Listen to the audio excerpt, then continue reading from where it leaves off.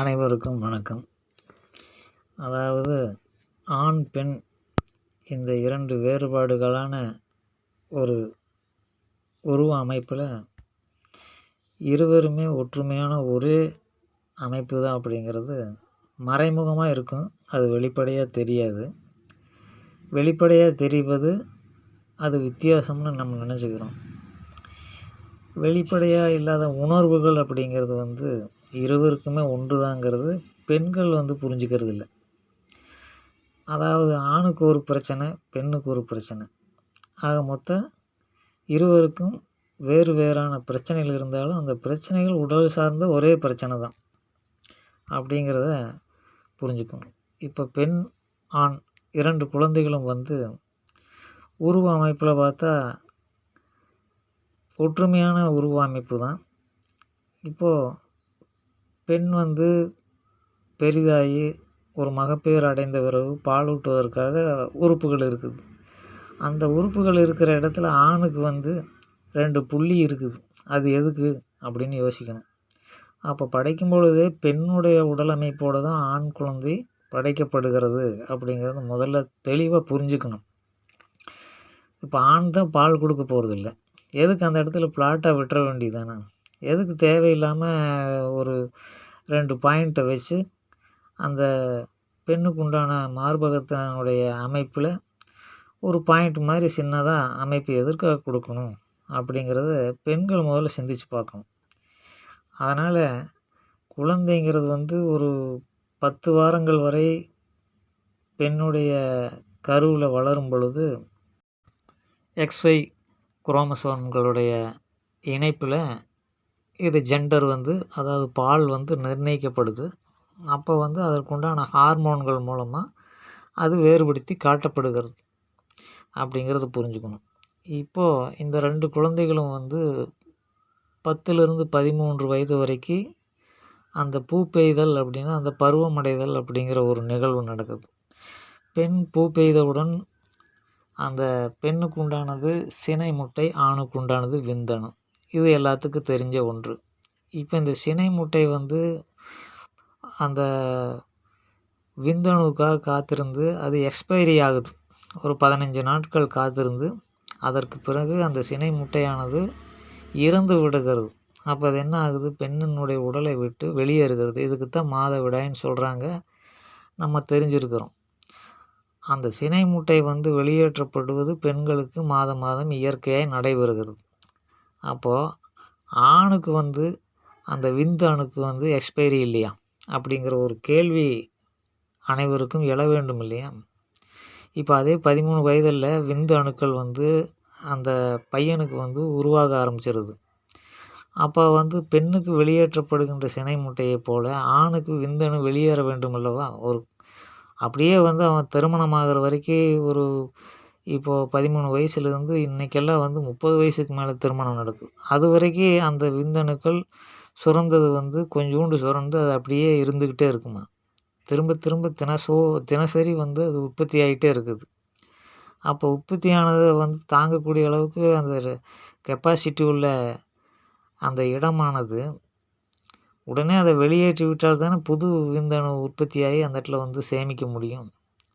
இதை பெண்கள் கருத்தில் கொள்ளணும். பல பெண்கள் என்ன நினைக்கிறாங்கன்னா, ஆணுக்கு பிரச்சனை இல்லை, நமக்கு தான் இந்த மாதம் இதெல்லாம் இப்படி சிரமப்பட வேண்டியது இருக்குது அப்படின்னு நினச்சிக்கிட்டு அவங்க ரொம்ப ஆண் கொடுத்து வச்ச மாதிரி, பெண்கள் நம்ம பாவப்பட்ட ஜென்மங்கள் மாதிரி நினச்சிக்கிட்டு கொஞ்சம் மன வளர்ச்சி இல்லாத மாதிரி இந்த கற்பனையை பண்ணி வச்சுருக்கிறீங்க பெண்கள். இது மிகப்பெரிய தவறு.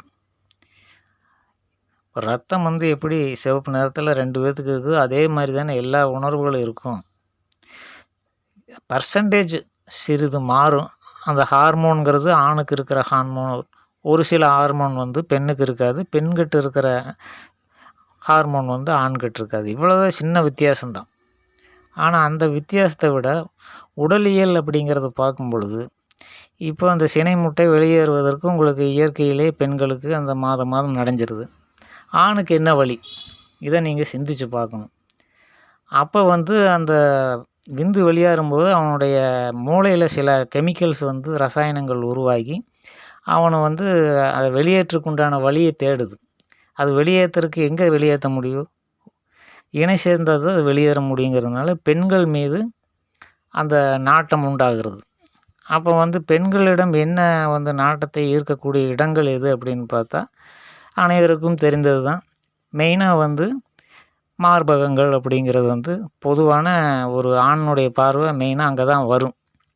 பல பேர் நினச்சிக்கிறாங்க இது பாலூட்டி இனத்தை சேர்ந்ததுனால அந்த சிறு வயதிலிருந்து பால் ஊட்டினா அந்த தாயினுடைய பால் ஊட்டுதல் மூலம் அந்த இது பார்வையானது அங்கே செல்லுது அப்படின்ட்டு. அதெல்லாம் இந்த இடத்துல பொருந்தாது.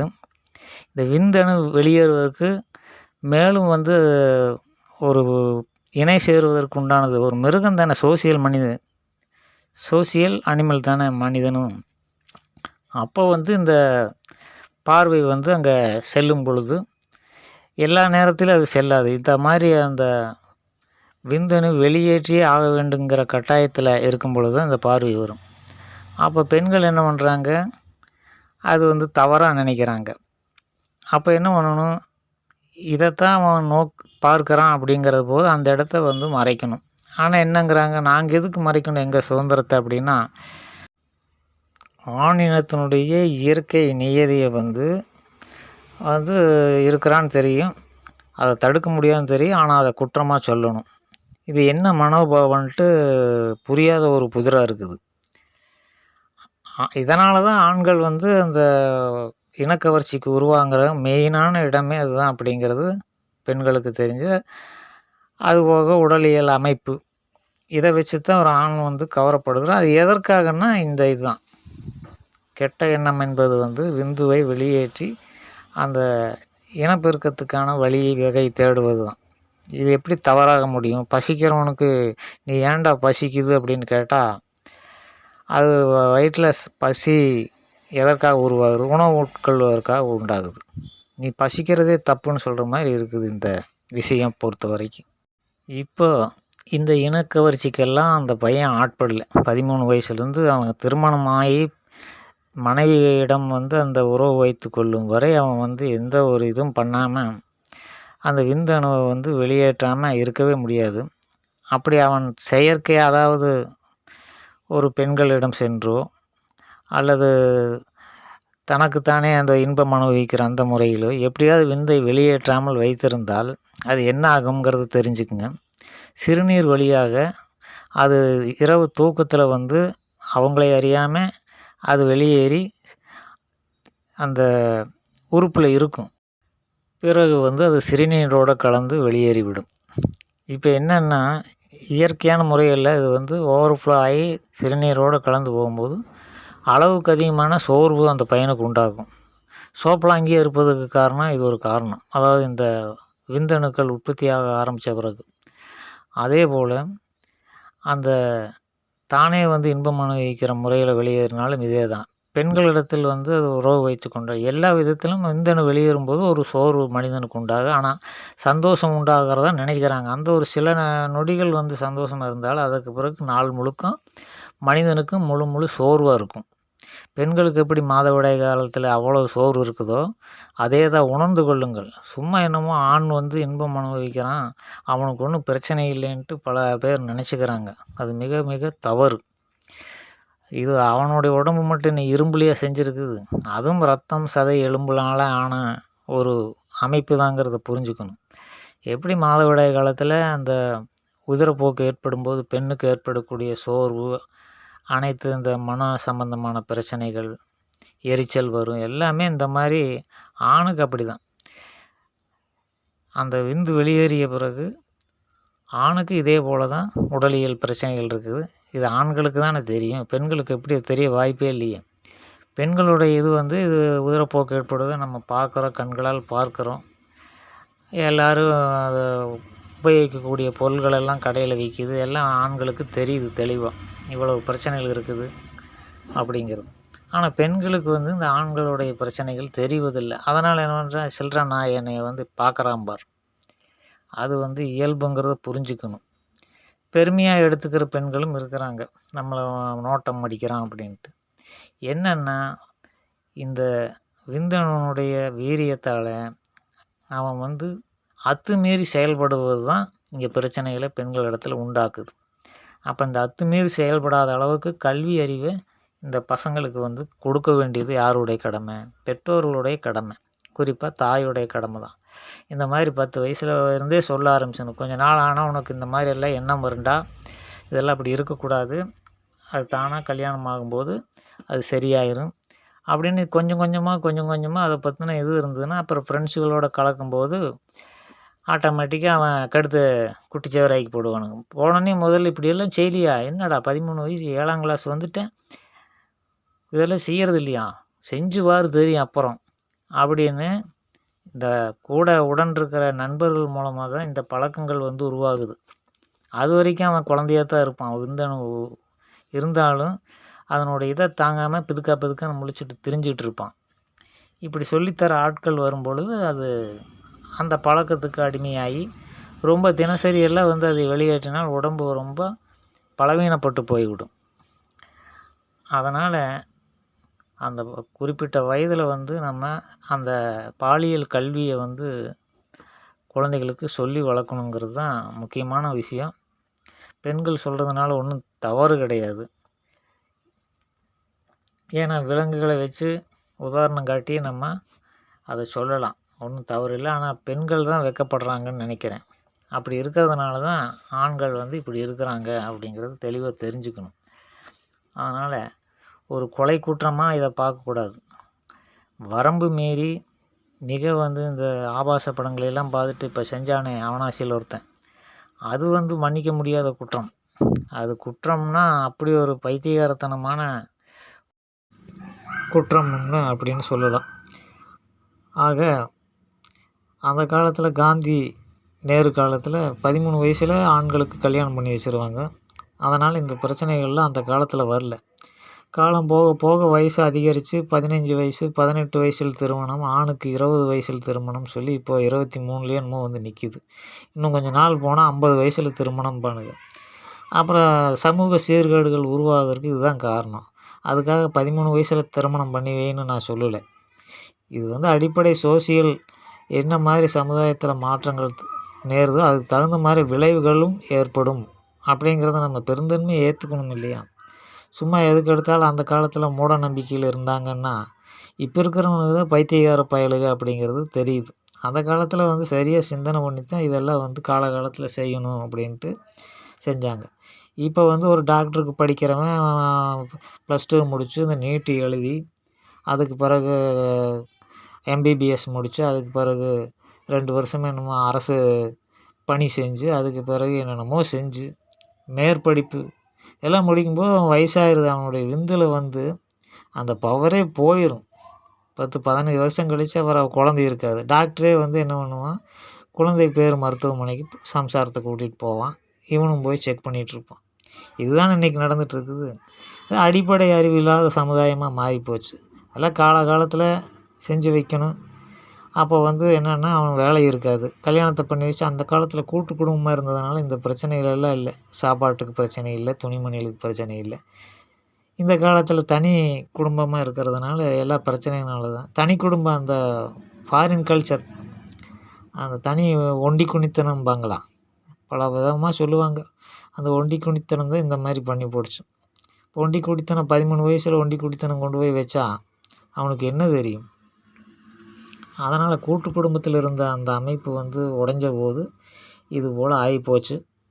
அப்போல்லாம் வந்து அங்கே கூட்டு குடும்பத்திலே இருக்கிறதுனால அவன் பார்வையில் இந்த மாதிரி போகிறதுக்கு சந்தர்ப்பமே கிடையாது.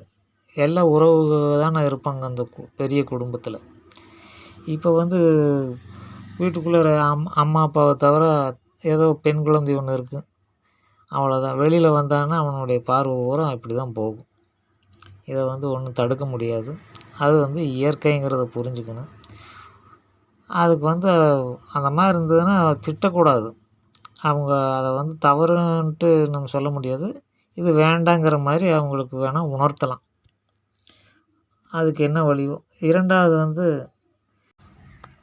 பெண்கள் தான் இதனுடைய கருப்பொருளாக இருக்கிறதுனால, பெண்களால் தான் இது வந்து தீர்க்கப்பட வேண்டிய விஷயமா இருக்கிறதுனால இது வந்து ஒன்றுமே செய்ய முடியாது. அதனால் இந்த விடலை பருவத்தில் இருந்து வயசான வரைக்கும் அது சாகும் வரை வந்து இந்த அணுக்கள் உற்பத்தி ஆகிறதுனால, இதில் இன்னொரு பியூட்டி என்னென்னா, திருமணம் ஆனால் கூட அவங்க என்ன சொல்லுவாங்க, இப்போ தான் கல்யாணம் ஆகிருக்குது அதுக்குள்ளே அவசரமா ஆற்று தண்ணியை எங்கே கொண்டு போயிடுதும்பாங்க பெண்கள் சொல்கிற வார்த்தை. அப்புறம் பார்த்தா கரு உண்டாயிரும். கரு உண்டாகி ஒரு 3 மாதம் ஆனோடனே அதான் கரு உண்டாயிடுதுல, இன்னுமா அது தேவை அப்படின்னு சொல்லிடுவாங்க. அப்புறம் குழந்த பிறந்த பிறகு பச்சை உடம்பு, உனக்கெல்லாம் அறிவு இருக்குதா அப்படிம்பாங்க. அப்புறம் கொஞ்ச நாள் அதான் குழந்த வந்துருச்சுல்ல அப்படின்னு போட்டு மறுபடியும் திட்டுவாங்க. அப்புறம் அதுக்கு பெண் குழந்தையாக இருந்ததுனால ஆண் குழந்தை 13 வயசில் அது பெருசாகி வயசுக்கு வந்துடும். பிள்ளையே வயசுக்கு வந்துட்டால் உனக்கு இது கேட்குதா? அப்புறம் என்ன மருமகன் எடுத்த பிறகு கேட்குதா? இப்படியே ஒவ்வொரு ஸ்டேஜ்லேயுமே சாகிற வரைக்கும் அவனை பிடிச்சி கேட்குதான்னா காதில் எங்கே கேட்க போகுது அவனுக்கு? உணர்வுகள் வந்து அப்படி அவனை வந்து அறிவை மறைத்து விடும். பெண்களுக்கு எப்படி இயற்கையோ அது மேலே தான் ஆண்களுக்கு இயற்கைங்கிறத புரிஞ்சுக்கணும். இதை வந்து நியாயப்படுத்தலை நான். சில புரியாதவங்க வந்து இப்போ 60 வயசில் 70 வயசில் 80 வயசுலலாம் இந்த தாத்தாக்களை நம்பி குழந்தைகளை விட முடியாதுங்கிற அளவுக்கெல்லாம் இப்போ நியூஸ் வருது. இதெல்லாம் என்ன காரணம்னா, இதுதான் அறிவை வந்து அந்த காமமாக அந்த விந்தணு வெளியேற்றி ஆகணும். அதுக்காக என்ன வேணாலும் செய்வான். அது பெண்கள் மாதிரி இயற்கையான அமைப்பாக இருந்ததுன்னா இந்த பிரச்சனையெல்லாம் இருந்திருக்காது. அவன் ஓரவஞ்சனம் பண்ணி போட்டான் படைச்சவன். பெண்களுக்கு ஒரு மாதிரி இயற்கையாக வெளியில் போகிற மாதிரி, ஆண்களுக்கு அதை வந்து இன்டர் கோர்ஸ் பண்ணித்தான் வெளியே போகிற மாதிரி வச்சு போட்டான். அது தானாக வந்து ஒரு 15 நாள் இருந்தோடனே அது தானாக வெளியில் போகிற மாதிரி இருந்ததுன்னா, இன்பம் இல்லாமல் தொலைச்சிருந்ததுன்னா இந்த பிரச்சனையே இருந்திருக்காது. அது எதுக்காக இப்படி வச்சான்னு தெரியல. பொதுவாக வந்து ஆண்களுக்கு இதில் விருப்பம் இல்லைங்கிறது தான் தெரியுது. அப்போ இவ்வளோ விஷயங்களை உருவாக்கி விந்தணுவை உருவாக்கி அவனை தூண்டித்தான் இதில் இனப்பெருக்கத்துக்கு அவனை உட்படுத்த வைக்கிறது தான் இயற்கையினுடைய நீதிங்கிறது புரிஞ்சுக்கணும். அவனுக்கெல்லாம் இதிலெல்லாம் வந்து ஒன்றும் அப்படியெல்லாம் இன்ட்ரெஸ்ட் இல்லை. பெண் தான் வந்து அது விந்தணுவை ஈர்த்து அந்த சினை முட்டை மூலமாக குழந்தை உருவாக்குறதுனால பெண்ணுக்கு தான் இது அவசியம். எது உடல் உறவு என்பது ஆணுக்கு வந்து அவசியமே கிடையாது. அதே இப்போ வெளியேற்றும் முறை வந்து பல விதத்தில் வெளியேறும்போது அங்கே எங்கே உயிரினம் தோன்றுவதற்கான வாய்ப்பே இல்லையே. அப்படி ஒரு தேவையே ஆணுக்கு கிடையாதுங்கிறது தான் இயற்கை அமைப்பு. அதனால தான் வந்து ஆண்கள் விலகி போகிறது. அதை இழுத்து பிடிக்கிறதுக்கு தான் இந்த உடலியல் கவர்ச்சிகள் எல்லாம் தேவைப்படுதுங்கிறத புரிஞ்சுக்கணும் நம்ம. அப்போ அது வந்து தேவைப்படுங்கும்போது அது சரியான அணுகுமுறை தான் அப்படிங்கிறது ஆண் வந்து சரியான அணுகுமுறையில் தான் வர்றான். வரும்பொழுது என்ன ஆகுது, ஒருவனுக்கு ஒருத்தி கான்செப்ட் வந்து இதெல்லாம் தவறு, மற்றவங்ககிட்ட அது காமிக்கணும் அப்படின்ட்டு பாகுபடுத்தி காமிக்கணும் அப்படிங்கிறது உடலுக்குள்ளே இருக்கிற உணர்வுக்கு எப்படி தெரியும்? புத்திக்கு வேணால் தெரியலாம், உணர்வுக்கு எப்படி தெரிய போகுது? இப்படி பழைய விஷயங்கள் இருக்குது. இதையெல்லாம் நியாயப்படுத்தலை நான். இப்படி இருக்குதுங்கிறத நம்ம பெண்கள் வந்து புரிஞ்சுக்கணும். அது என்னமோ மிகப்பெரிய கொலை குற்றமாக நம்ம அதை உருவப்படுத்தி ஊருக்குள்ளே காட்டக்கூடாது அப்படிங்கிறது தான். இது படிப்பறிந்த பெண்கள் வந்து படிப்பறிவு பெற்ற பெண்கள் இதெல்லாம் வந்து நார்மலாக வந்து இப்போ தெரிஞ்சுக்கிட்டாங்க. இன்னும் வந்து படிப்பு அறிவு இருந்தாலும் அந்த சோசியல் அந்த விழிப்புணர்வு இல்லாத பெண்கள் நிறைய இருக்கிறதுனால இதை நம்ம சொல்ல வேண்டியதாக இருக்குது. அதனால் ஒவ்வொரு மாதமும் பெண்கள் எப்படி சிரமப்பட்டு மன ரீதியாக துன்பப்பட்டு எல்லா விதத்துலேயும் ரொம்ப கஷ்டப்பட்டு ஆண்கள் கொடுத்து வச்சான்ட்டு ஒரு மூட நம்பிக்கையோடு உலாத்துறீங்களோ அதே போல் தான் பெண்களுக்கு வந்து இந்த பிரச்சனைகளாக இல்லைன்ட்டு ஆண்கள் நினைப்போம். அவனுக்கு இருக்கிற பிரச்சனை இத்தனை பிரச்சனைகள் இருக்குது அப்படிங்கிறத புரிஞ்சுக்கிட்டு ஆணும் பெண்ணும் சமம், எந்த விதத்துலையும் வேறுபாடு இல்லைங்கிறது இந்த உணர்வு விஷயத்துலேயும் செக்ஸ் அப்படிங்கிற உணர்வு விஷயத்துலேயும் நம்ம வந்து தெளிவாக புரிஞ்சுக்கணும்னு சொல்லிவிட்டு அடுத்து இன்னொரு வீடியோவில் வேறு பல விளக்கங்களோடு பார்ப்போம். நன்றி.